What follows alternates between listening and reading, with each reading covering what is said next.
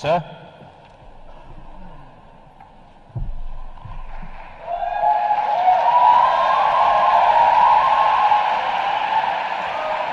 Thank you. Michael, a pompous fool says what? Yeah, you're pompous fool, ladies and gentlemen. Ah, I can hurl ad hominems as well. I know, it's okay, we'll talk about it at the break. We'll talk about it at the break. Isn't it easy to hurl ad hominems, eh?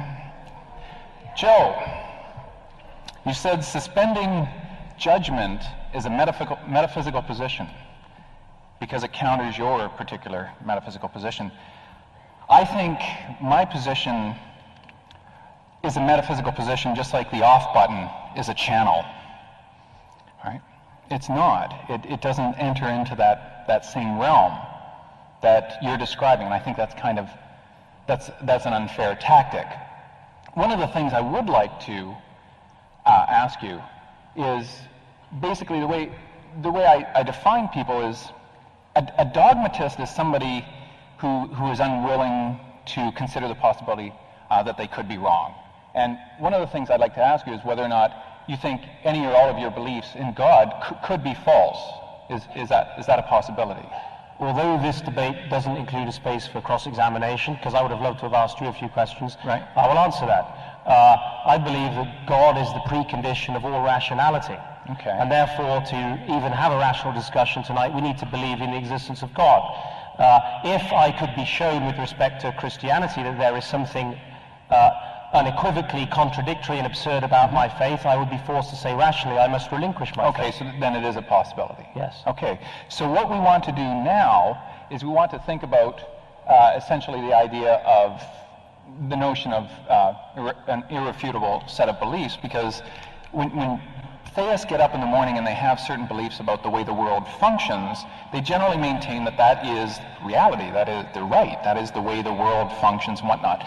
And if you have evidence that is presented to you that might convince you otherwise, you might be prepared to give up your faith or your belief in various types of gods. But there are some tensions inherent in what I think are inherent in Christian dogma. The idea of omnipresence and revelation, the tension between defining God as all-powerful and all-knowing, the problem of specifying one particular type of God, the tension between human biology and, of course, Christian morality, and the idea that there's tensions between defining Christian God as an all-good, basically omnibenevolent God and the existence of evil in the world. Now, does your God exist? I don't believe so. I don't have good reason to believe that based on the fact that you're quoting from a particular book. You talked about Bible study and whatnot.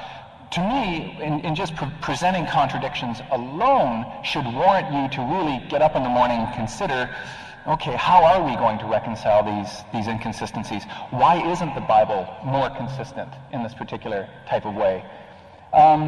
In the Bible, it talks about Noah using, basically cubits and God speaking to him through a burning bush and his staff turning into a snake.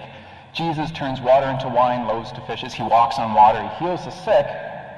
But if God really is this powerful, why in the Bible are the examples always time relative, right? Like, think about it. Why wouldn't God give Noah the metric system? Right? It would have made things so much easier in getting this boat put together, right? Moses, no staff turning in it. Give him a Sherman tank or an ICBM. Just, you want to smoke your enemies? That's how you do it, right? What about more, basically efficient and omnipresent, simultaneity? So basically, the idea of, in Jewish traditions and Muslim traditions of not eating pork, I think it's just smart if you live in a desert climate, right?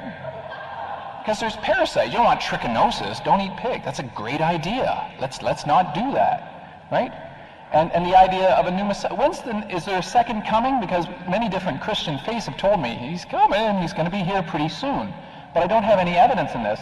Many members of the Bush administration believe that Armageddon was pretty much just around the corner. If you listen carefully enough, you can hear the four horsemen of the apocalypse.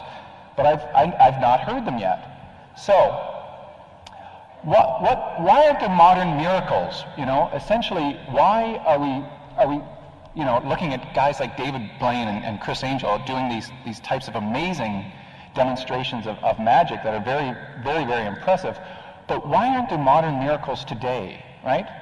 Instead, what we're seeing in God's revealed miracles are things like, you know, oil spots that look like Jesus, right?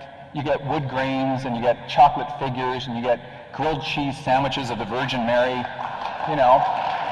You want a real miracle? Grow a limb on an amputated child's arm. You do that for me, I'll convert tonight. Okay?